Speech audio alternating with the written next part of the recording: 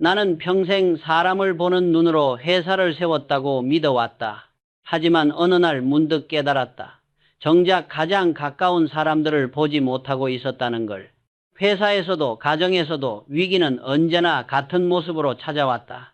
사람을 잃는 게 아니라 서로를 바라보지 않게 되는 순간이었다. 한때 나는 수많은 직원을 이름으로 불렀다. 그들의 눈빛에서 열정과 책임을 읽을 수 있었고 그 온기가 조직을 움직였다. 그러나 기업이 커질수록 숫자가 사람을 대신했다. 성과표가 얼굴을 덮고 보고서가 마음을 가렸다. 그때부터 조직은 식기 시작했다. 책상 위엔 수치가 늘었지만 마음속엔 온기가 사라졌다. 나는 그때 깨달았다. 사람을 직접 보지 않으면 결국 품질이 무너진다는 것을. 기계가 멈추는 이유는 부품 때문이 아니라 그 안에 사람의 마음이 식어서다. 그건 가정도 다르지 않았다. 퇴근 후 집에 들어와도 서로의 얼굴을 보지 않았다. TV가 대화를 대신했고 휴대폰이 시선을 가로챘다. 식탁에 앉아 있어도 대화는 습관처럼 흘러갔다. 그저 오늘은 어땠어? 라는 형식적인 물음만 남았다. 아내는 조용했고 나는 바빴다. 그렇게 매일이 반복되었다. 그때는 몰랐다. 우리가 점점 서로를 잃고 있다는 사실을. 회사의 품질을 지켜내기 위해 수천 번의 현장 점검을 했던 내가 가정의 품질을 점검하는 법은 잊고 있었다. 직접 보고 직접 듣고 직접 느껴야 상황을 안다고 늘 말했지만 가장 중요한 가정의 현장감을 나는 놓쳤다. 가정도 경영과 다르지 않다. 사람을 보지 않으면 냉기가 돌고 시선이 끊기면 온기가 사라진다. 그 순간부터 대화는 의무가 되고 마음은 보고서처럼 딱딱해진다. 나는 지금도 후배들에게 이렇게 말한다. 회사든 가정이든 숫자가 아닌 사람을 보아라. 이 단순한 진리를 잃는 순간 관계는 무너지고 품질은 흔들린다. 결국 인생의 모든 실패는 시선을 잃는 거에서 시작된다. 그날 이후 나는 내 삶의 모든 현장에서 한 가지를 되새겼다. 보아야 한다. 직원을 볼 때, 가족을 볼 때, 스스로를 볼 때, 그 시선이 살아있는 곳에 따뜻함이 피어난다. 그리고 그 따뜻함이야말로 가정의 품질을 지키는 유일한 기술이다. 그 시절 나는 매일이 전쟁 같았다. 새벽에 출근해 밤늦게 돌아오고 회의가 끝나면 서류를 들고 집으로 향했다. 식탁 위에도 문서가 있었고 대화보다 숫자가 내 머릿속을 지배했다. 나는 가정을 지키기 위해 일한다고 믿었다. 그러나 그 믿음이 어느새 가족을 멀어지게 만들고 있었다. 어느 날 아내가 조용히 말했다. 요즘 당신 나를 안 봐. 그 한마디가 내 가슴을 세게 쳤다. 그 말에는 서운함도 원망도 없었다. 그저 외로움이 있었다. 그 순간 나는 깨달았다. 나는 세상의 수많은 사람들에게 시선을 주면서 정작 가장 소중한 사람의 눈을 마주하지 못하고 있었다는 사실을. 그날 이후 나는 결심했다. 아무리 바빠도 아침마다 아내의 얼굴을 본다. 피곤해 보이면 괜찮아 라고 묻고 웃고 있으면 오늘은 기분이 좋네 라고 말한다. 단 몇 초의 시선 교환이지만 그 몇 초가 우리 관계를 살려냈다. 사람의 마음은 거창한 말이나 선물보다 눈빛 하나에 녹는다. 사랑은 말로 시작되지 않는다. 서로의 눈을 바라볼 때 거기서 생겨난다. 나는 기업에서도 같은 경험을 했다. 회의실에서 아무리 훌륭한 보고서를 듣더라도 직원의 눈빛이 죽어 있으면 이미 품질은 무너진 것이다. 공장의 기계보다 사람의 표정이 더 정확한 품질 지표였다.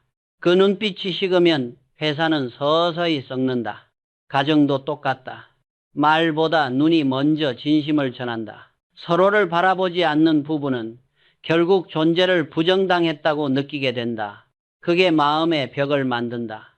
보고 있음은 단순한 동작이 아니라 상대에게 당신은 나에게 중요하다는 가장 깊은 표현이다. 나는 뒤늦게 깨달았다. 그 한마디, 요즘 당신 나를 안 봐. 그건 나의 실패를 알려준 가장 정직한 경고음이었다. 그날 이후 나는 숫자보다 사람을 문서보다 얼굴을 보기 시작했다. 그게 내가 배운 사랑의 경영 첫 번째 원칙이다. 나는 오랫동안 성공의 비밀을 큰 결정에서 찾았다. 그러나 세월이 흐르며 알게 되었다. 사람 사이의 관계든 회사의 품질이든 진짜 변화를 만드는 건 언제나 작은 습관이었다. 사랑도 다르지 않았다. 대단한 말, 값비싼 선물, 거창한 이벤트가 아니라 매일의 짧은 눈빛 교환, 따뜻한 손길, 그리고 마음을 담은 한 번의 응시에서 시작된다.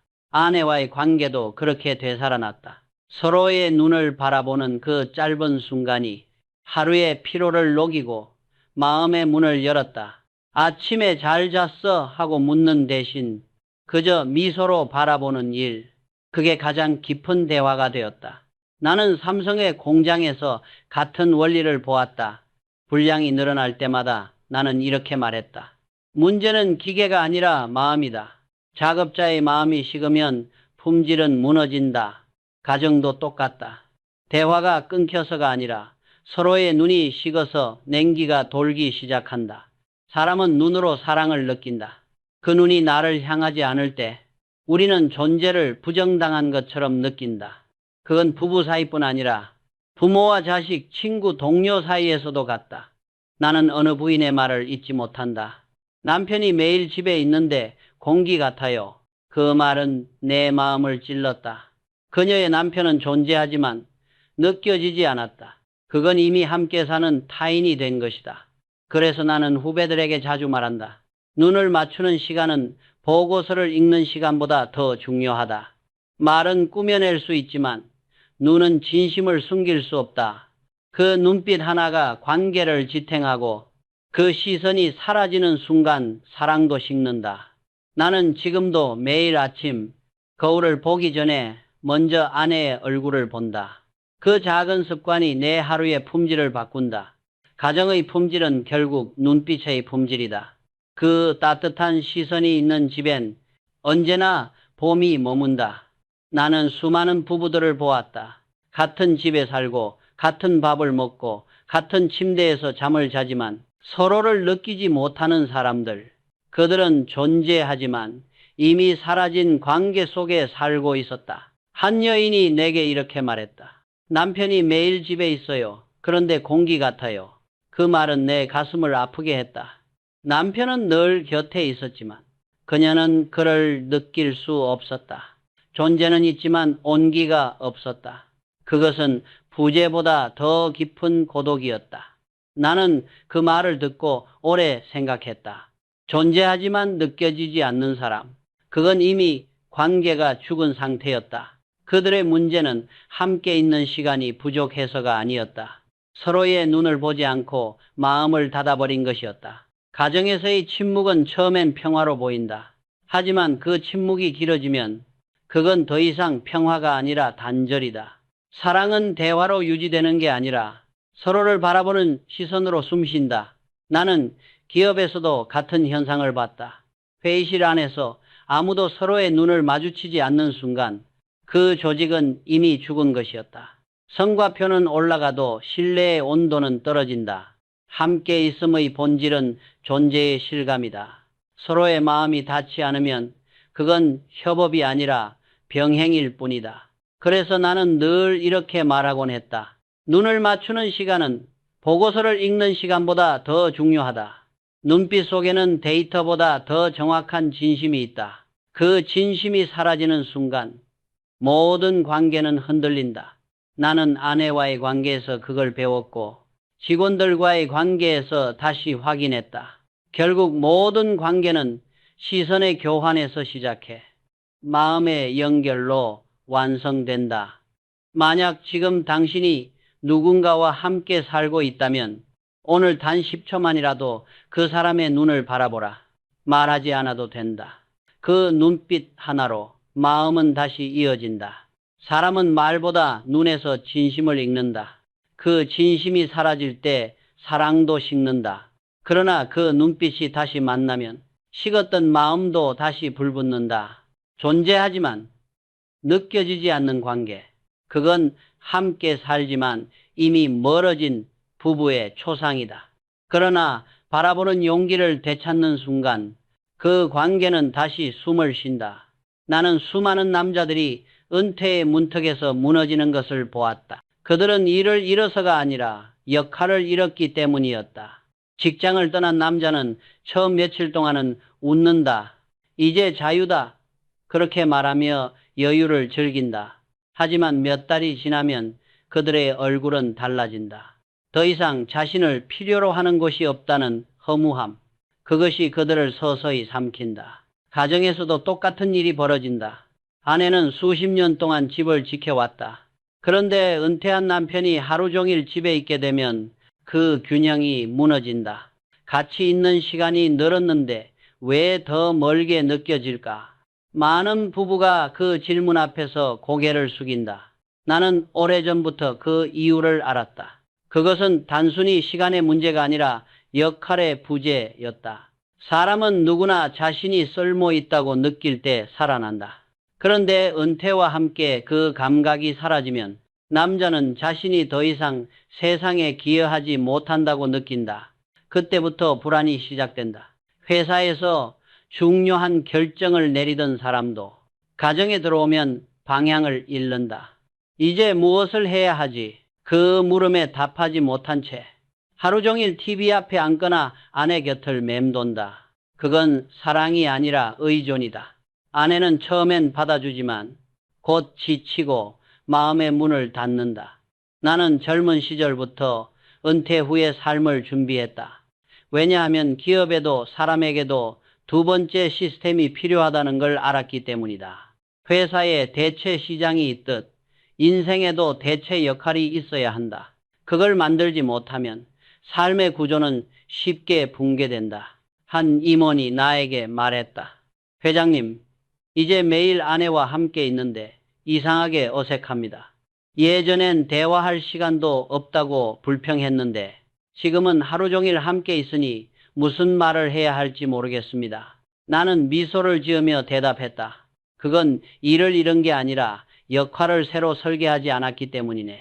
사람은 직책으로 사는 게 아니라 역할로 존재한다. 명함이 사라져도 역할은 새로 만들 수 있다. 그게 인생의 두 번째 경영이다. 일터에서의 리더십이 끝났다면 이제는 가정에서의 리더십을 새로 세워야 한다. 은퇴는 끝이 아니라 삶의 새로운 직무 재배치다. 그걸 깨닫지 못한 남자는 외로움에 무너지고 그걸 깨달은 사람은 다시 피어난다. 나는 평생 리더십이란 무엇인가를 고민했다. 회사를 이끌던 시절 나는 늘 앞장섰다. 결정을 내리고 방향을 제시하고 모든 일을 내 손으로 해결했다. 그 방식이 당시의 나를 성공으로 이끌었다. 하지만 세월이 흐르며 나는 깨달았다.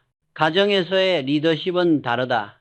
회사를 떠난 후 나는 또 하나의 조직을 경영하기 시작했다. 그 이름은 가족이었다. 이곳에서 남편의 역할은 감독이 아니라 지원자였다. 가정은 기업처럼 명령으로 움직이지 않는다. 아내에게, 자식에게 명령은 벽을 만든다. 그러나 응원과 협력은 다리를 만든다. 리더란 앞서가는 사람이 아니라 뒤에서 모두가 잘 갈 수 있게 조율하는 사람이었다. 나는 직원들에게 자주 이렇게 말했다. 현명한 리더는 직접 뛰지 않아도 방향을 제시한다.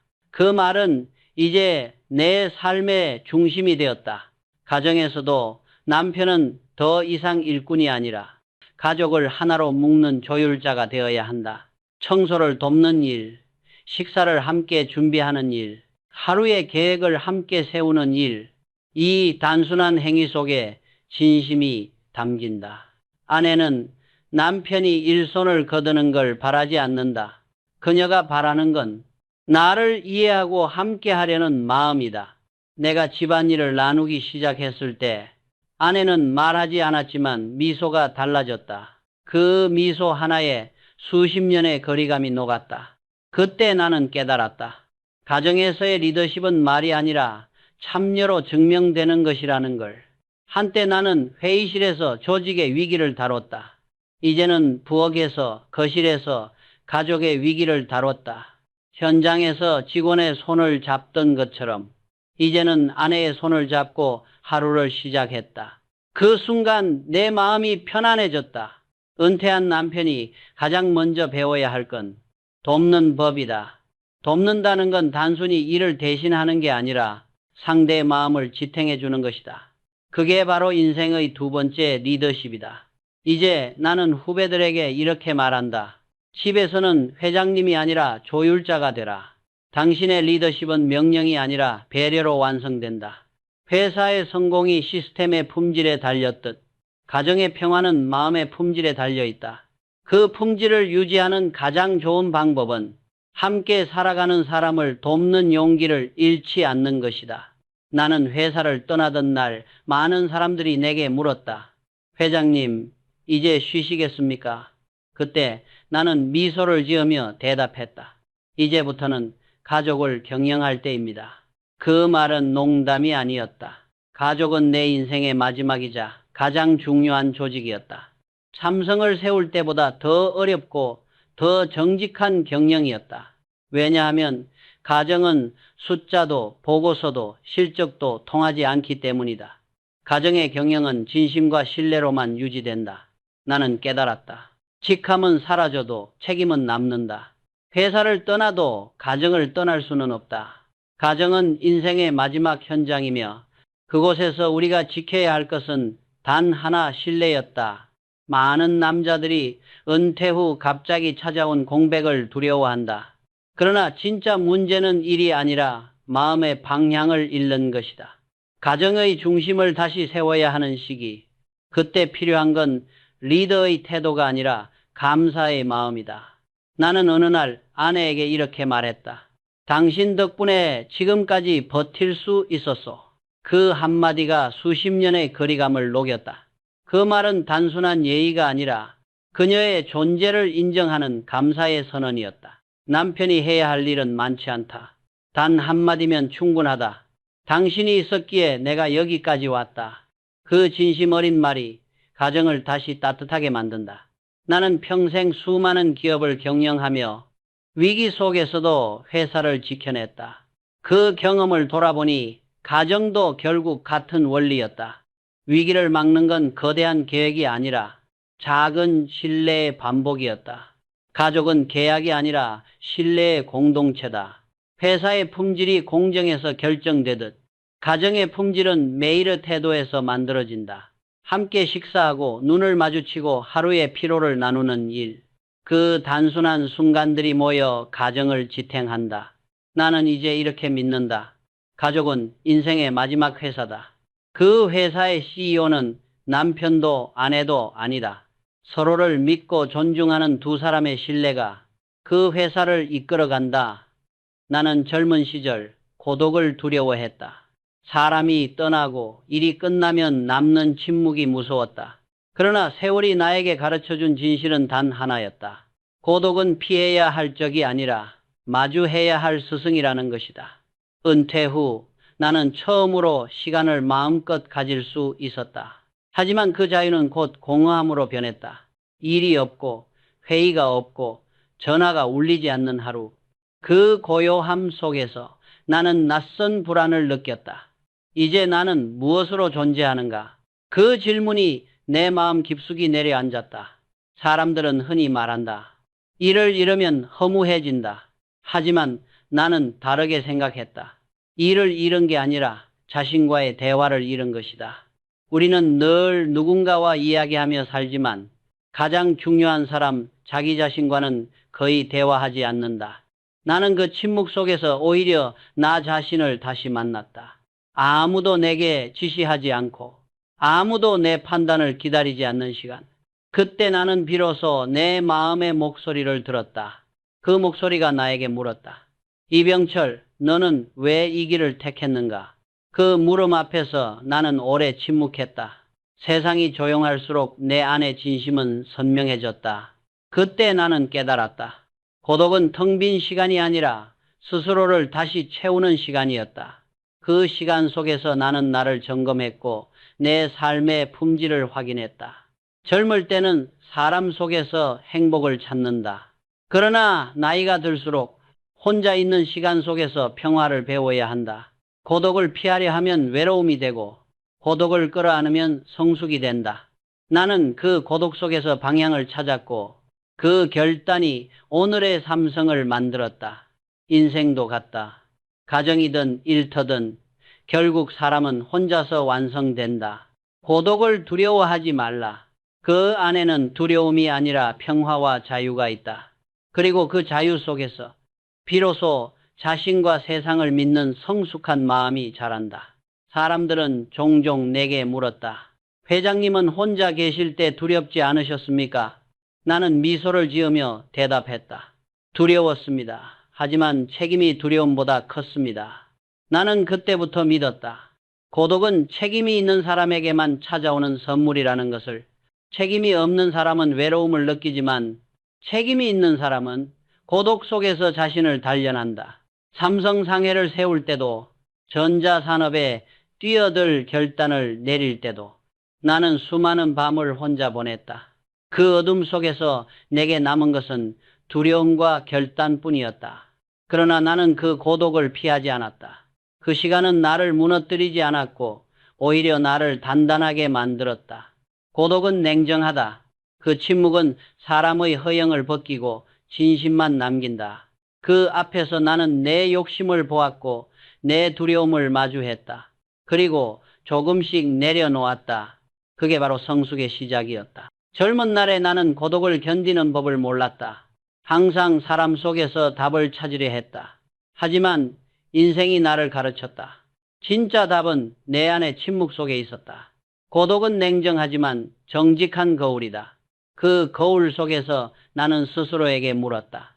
너는 진정으로 이 일을 사랑하느냐? 그 물음에 그렇다고 대답할 수 있을 때 나는 어떤 위기 속에서도 흔들리지 않았다. 사람은 누구나 언젠가 혼자가 된다. 아이들이 떠나고 친구가 줄고 일터가 사라질 때 남는 것은 오직 자기 자신뿐이다. 그때 비로소 깨닫는다. 진짜 성숙은 혼자 있을 수 있는 힘이다. 고독을 견디는 사람만이 책임을 끝까지 지킨다. 그 책임은 신뢰로 바뀌고 그 신뢰가 회사를, 가정을, 그리고 사람의 인생을 지켜준다. 나는 후배들에게 자주 이렇게 말했다. 고독을 피해 다니지 마라. 그 안에 네가 찾는 답이 있다. 고독은 벌이 아니라 인생이 주는 마지막 수업이다. 그 시간을 견딘 사람만이 신뢰를 만들고 그 신뢰를 가진 사람만이 진짜 행복을 만든다. 나는 평생 기업을 경영하며 한 가지 진리를 지켜왔다. 신용은 기업의 생명이고 품질은 기업의 얼굴이다. 그 말은 단지 회사에만 해당되는 것이 아니었다. 인생에도 그리고 가정에도 똑같이 적용되었다. 삼성의 공장에서 불량이 생길 때마다 나는 직원들에게 이렇게 말했다. 문제는 기계가 아니라 마음이다. 기계는 명령대로 움직이지만 사람은 마음이 움직일 때 진짜 품질이 나온다. 나는 이제 안다. 품질이란 기술의 문제가 아니라 신뢰의 문제다. 신뢰가 없는 품질은 오래가지 못한다. 그건 가정에서도 마찬가지다. 남편과 아내의 관계도 결국 신뢰의 거래다. 큰 약속이 아니라 작은 약속을 지키는 것, 말보다 행동이 앞서는 것, 보이지 않는 수고를 알아주는 것. 그 모든 것이 가정의 품질을 높인다. 가정은 보이지 않는 공장이다. 대화는 그 공장의 전류이고 신뢰는 그 공장의 기름이다. 하루라도 소통이 멈추면 관계의 기계는 삐걱거리기 시작한다. 그래서 나는 늘 말한다. 가정의 품질 관리는 말이 아니라 태도에서 시작된다. 나는 젊은 시절부터 신용을 목숨처럼 여겼다. 대구에서 삼성상회를 세울 때 나에게는 자본도 인맥도 없었다. 오직 하나, 약속을 어기지 않는 신용만 있었다. 그 믿음 하나가 회사를 세웠고 그 믿음이 사람을 모았고 그 신뢰가 결국 기업을 지탱했다. 이제 나는 깨닫는다. 그 신용이야말로 가정에도 똑같이 필요하다는 것을. 가정에서의 신뢰는 사랑의 다른 이름이다. 당신이 약속을 지킬 사람이다. 그 믿음이 무너지면 아무리 화려한 말과 계획도 아무 소용이 없다. 회사의 품질이 소비자의 신뢰로 완성되듯 가정의 품질도 가족의 신뢰로 완성된다. 작은 일에도 책임을 지고 한마디를 가볍게 하지 않는 것, 그게 인생의 품질을 결정짓는다. 나는 내 생의 마지막까지 이 말을 남기고 싶다. 품질은 기술이 아니라 마음에서 나온다. 그 마음이 식지 않는 한 회사도 가정도 사람의 인생도 무너지지 않는다. 나는 수많은 위기를 겪었다. 전쟁, 정치의 혼란, 산업의 격변기. 하지만 그 모든 위기 속에서 나는 한 가지 원칙을 지켰다. 문제가 생기면 현장으로 내려가라. 회사가 흔들릴 때 나는 늘 사무실을 떠나 공장으로 갔다. 책상 위 보고서보다 기름 냄새 나는 현장이 더 많은 진실을 담고 있었다. 손때 묻은 기계, 땀에 젖은 작업복, 그 속에 진짜 해답이 있었다. 왜냐하면 문제의 뿌리는 언제나 현장에 있었기 때문이다. 이 깨달음은 가정에도 그대로 이어졌다. 가정이 식어가고 대화가 끊기고 서로가 멀어졌다고 느낄 때, 그때 필요한 것은 새로운 말이나 선물이 아니었다. 그저 집으로 내려가는 일이었다.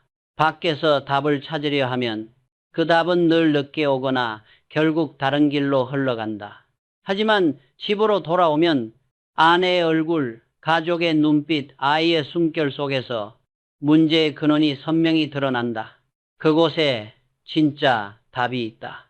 나는 평생 사업보국 CEO 보국을 외쳤다. 사업으로 나라에 보답하겠다는 뜻이었다. 그런데 나이가 들어 돌아보니 그 말은 가정에도 똑같이 통했다. 한 집이 바로 서야 한 나라가 바로 선다. 가정은 인생의 가장 작은 나라다.